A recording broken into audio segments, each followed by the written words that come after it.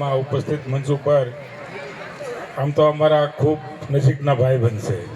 ઠાકર સમાજનો ઘરાણો એવો નહીં માનતા, બધા સમાજને કાયમ એના દુખ્યાની મદદ કરતા હોય છે. એવા અમારા મુરલીભાઈ ઉર્ફે નરેશભાઈ,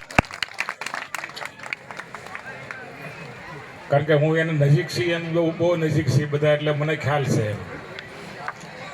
એવા જ આપણા આગેવાન વલ્લભભાઈ ઝંઝોડિયા, અને જેને હમણાં આપણને સમૂહ લગ્ન વિશેની માહિતી આપણે જ્ઞાન આપ્યું છે, એવા પાટણ જિલ્લા પંચાયતના સભ્ય છે અને શિક્ષણ સમિતિના પાટણના ચેરમેન છે એવા મંગાજીભાઈ ઠાકોર આપણા આગેવાન. મેં પૂછ્યું કેટલી કલાક થઈ, કે 7 કલાક થઈ. અહીં આવવા મેં 7 કલાક થઈ, એટલે ઘણો ટાઈમ લઈને આ લગ્નમાં હાજરી આપી છે એવા મંગાજી ઠાકોર, જગદીશભાઈ ઠાકોર, વલ્લભભાઈ ગોળકિયા, ભૂપતભાઈ, મધુભાઈ, રમેશભાઈ વળિયા સાહેબ,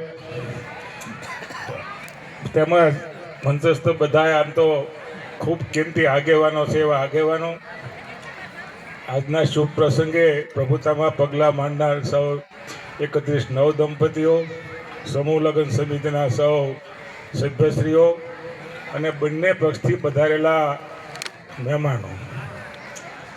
સમૂહ લગ્નનો મુખ્ય હેતુ આપણે બધા એ હોય છે કે પૈસા બસે, બાળકોને શિક્ષણ મળે. આ શિક્ષણ સમૂહ લગ્નનો આ છે. અને સમૂહ લગ્ન કરવા એ નાની વાત માનતા નહીં કોઈ, કારણ કે આમાં બધું બહારથી લાવવું પડે છે. આપણને ઘણાનો પેલું હોય કે કંઈક એને લેવું હશે, પણ આ અઘરી વસ્તુ છે. આ બધા પણ હાથ લાંબા કરવા પડે છે, અને હાથ લાંબા કરીને ભેગું કરવું પડે છે, તો આ સમૂહ લગ્ન થાય છે. અને ખૂબ સારી ભાવનાથી આ લગ્ન કરવા થાય છે બધી જગ્યાએ. મને 17 વર્ષ પહેલાંનો એક યાદ છે, અમારા બાલાભાઈ સોલંકીને ગારિયાધાર છે.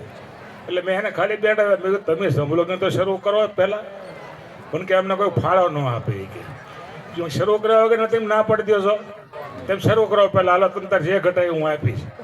એ 111 સમૂહ લગ્ન સુધી કર્યા, આજે ચાલુ છે હજી. પણ આપણે ભાવના શુદ્ધ હોવી જોઈએ કે આપણે સમૂહ લગ્ન કરવા છે. અને હવે એવું માનતા નહીં કે 10 કરોડના ખર્ચે લગ્ન કરે એનું સન્માન થાય.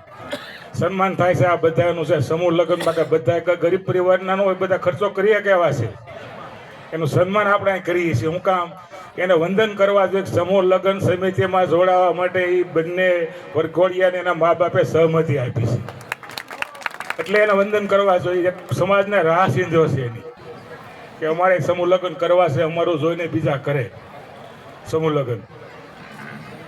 એટલે સમૂહ લગ્ન સમિતિને પણ હું વંદન કરું છું.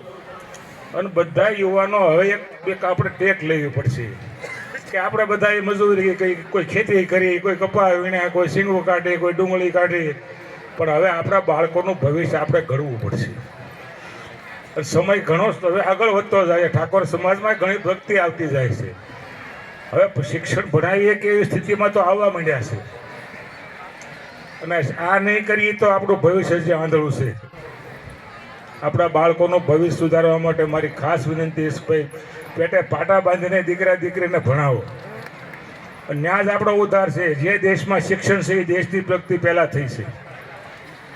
અમારા પટેલ સમાજની તમને વાત કરું છું કે ખૂબ પ્રગતિ કરી છે. ક્યારેક એની રીતે છોકરા ભણાવ્યા, ધંધામાં ગયા, અને ભગવાને બધાને શક્તિ હરખી આપી છે. આ કંકોત્રીને લખ્યું તો હું વાંચતો હતો કે માણસ જન્મથી મહાન નથી, કર્મથી મહાન છે. એક શબ્દો હું કંકોત્રી વાંચતો થવા કરીએ. એટલે કર્મથી મહાન બનો, જન્મથી મહાન કયા જાતિમાં જન્મ થયો, કયા સમાજમાં, એ નહીં. આપણા કર્મ એવા કરો કે આપણી પ્રગતિ થાય, આપણા દીકરાની પ્રગતિ થાય, આપણા દીકરીઓની પ્રગતિ થાય. ભગવાને બધાને હરખી બુદ્ધિ આપી ને બધાને, કે ઓછી વખતે કોઈ વજન કરીને આપી છે કે આને ઓછી ને આને ઓછી, એવું છે કે દુનિયાનું જોયું છે ક્યાંય તમે? તો આપણે એ માનસિકતામાંથી બહાર નીકળીએ. આપણે ટૂંકી માનસિકતા